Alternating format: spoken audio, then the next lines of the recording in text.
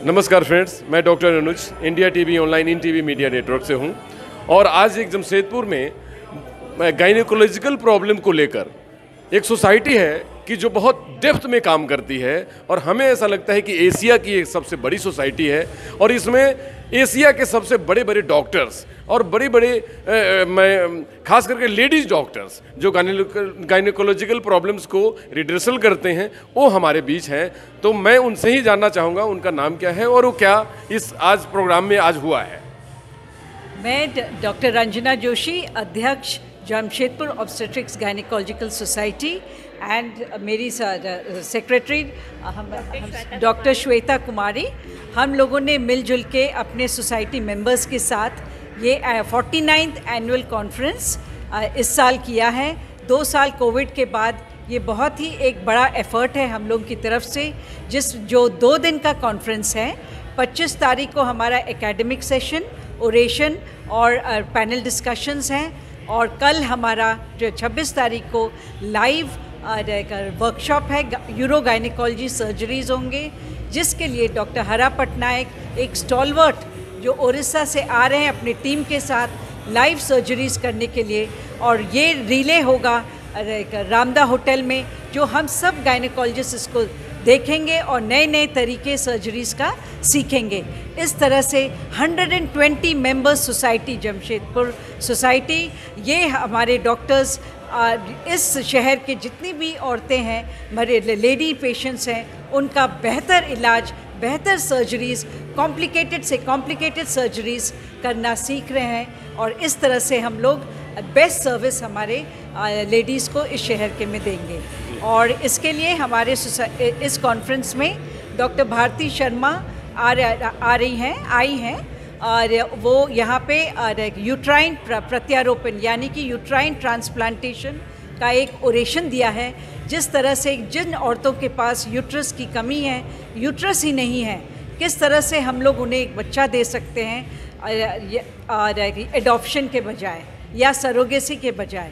ये टेक्निक उन्होंने हम लोगों को दिखाया और साथ में पैनल डिस्कशन जो हुआ कि किस तरह से प्रेगनेंसी के दौरान बच्चा एबनॉर्मल ग्रोथ अच्छी तरह नहीं होता है तो उसका किस तरह से हम लोग इलाज कर सकते हैं ताकि वो बाहर आए और बच्चा स्वस्थ आए। इस तरह से हमारे कई टॉपिक्स पे डिस्कशन हो रहा है एंड ये बहुत ही बड़ा हम लोगों का प्रोग्राम है और हम लोग चाहते हैं कि आप सब लोगों का पूरी तरह से हमें सहयोग मिले। Thank you ma'am. मैं एक फाइनल क्वेश्चन पूछना चाहूँगा कि इंडियन लेडीज़ बहुत साई होती हैं, बहुत ऑर्थोडॉक्स होती हैं, बहुत ऐसी उनकी भावनाएं होती हैं कि जो लोगों को बता नहीं सकती हैं। तो आप डॉक्टर्स की तरफ से क्या इस पर कुछ आप जैसे, क्योंकि आप एक एज ए सोसाइटी काम कर रही हैं, एक अपनी बहुत बड़ी बेहतरी के लिए काम कर रही हैं और आप लोग एक रोल मॉडल हैं, हम तो कहेंगे कि एक हिंदुस्तान के आप लोग एक रत्न हैं, लेकिन आप लोग क्या कभी उस सेक्टर में पहल करने की कोशिश की कि जिससे कि वो महिलाओं को हम वो झिझक, वो सारी प्रॉब्लम्स को दूर करने के लिए कुछ आउट ऑफ द वे जाकर के भी उन तक पहुँचें और अवेयरनेस और सब चीज़ों के लिए उनके लिए काम कर सकें? यस, हम लोगों ने उनके लिए पास्ट में भी कैंसर के कैंप्स होल्ड किए थे, एनीमिया के कैंप्स होल्ड किए थे। जिस तरह से हम लोगों ने उन्हें इन सब कैंप्स वगैरह जो हम लोग होल्ड करते हैं उसमें जागरूकता का एक कैंप होता है जिसमें हम लोगों के उनके टेस्टिंग के साथ उनको सिखाते हैं, जैसे ब्रेस्ट फीडिंग वीक, किस तरह से बच्चे को भी अच्छी तरह से ब्रेस्ट फीडिंग किया सही तरीके से कराया जा सके। इस तरह के कैंप्स हम लोग रेगुलर करते हैं हमारा सोसाइटी और हम लोग चाहते हैं कि इस शहर में हमारे सारे पेशेंट्स को इसका पूरा लाभ मिले। मैं अब जनरल सेक्रेटरी हैं सोसाइटी की, तो मैं ज़रूर चाहूँगा कि ये अपने बारे में बताएं और ये अपनी पहल इस सेक्टर में और सोसाइटी के लिए क्या क्या किया है, इस पे थोड़ा फोकस करें। हाँ, जैसे कि अभी रंजना मैम ने, मैं हूँ doctor Shweta Kumari, secretary Jamshedpur obstetrics and gynaecological society. जैसा कि अभी मैडम ने कहा, हम लोगों ने अनीमिया मुक्त भारत ये एक कैंपेन चलाया जिसमें कि सारे लेडी को ये बताया जाता है कि किस तरह का पौष्टिक आहार खाने से शरीर में खून की कमी दूर होती है। हमारे भारत में बहुत 60% से ज़्यादा महिलाएं जो है वो अनीमिया से ग्रसित हैं, तो उसके लिए उनको किस तरह का खान पान करना चाहिए। और आजकल जो लोगों का ट्रेंड हो गया है कि लोगों को ब्रेस्ट मिल्क फीडिंग करने का फ़ायदा नहीं पता है, तो ये सब बताया जाता है। तो ये भी जो है उसका फ़ायदा उन लोगों को बताया जाता है कि बच्चों को जो है माँ का दूध मिलना कितना ज़रूरी होता है।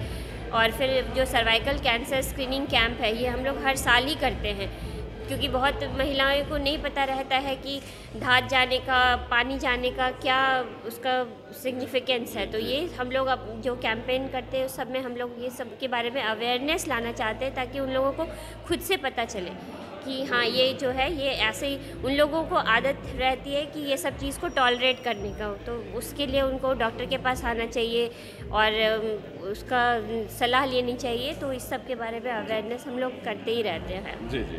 और मैं एक मैम से जानना चाहूँगा कि काफ़ी एक्सपीरियंस है और बहुत सारी जानकारी है, तो मैम स्कूल गोइंग चिल्ड्रेंस खासकर उनके लिए क्या अपना योजना बनाया? हम लोगों ने 15 स्कूलों में पॉलीसिस्टिक ओवेरियन डिजीज़ ये कोविड के दौरान बच्चों का ऑनलाइन क्लासेस होने के कारण उन लोगों को बहुत ही माहवारी में प्रॉब्लम्स आए। इसके लिए हम लोग ने जागरूकता बढ़ाने के लिए 15 स्कूल हमारे शहर में हम लोगों ने उनको प्रोग्राम किया, वेबिनार्स के बच्चों को सिखाने के लिए।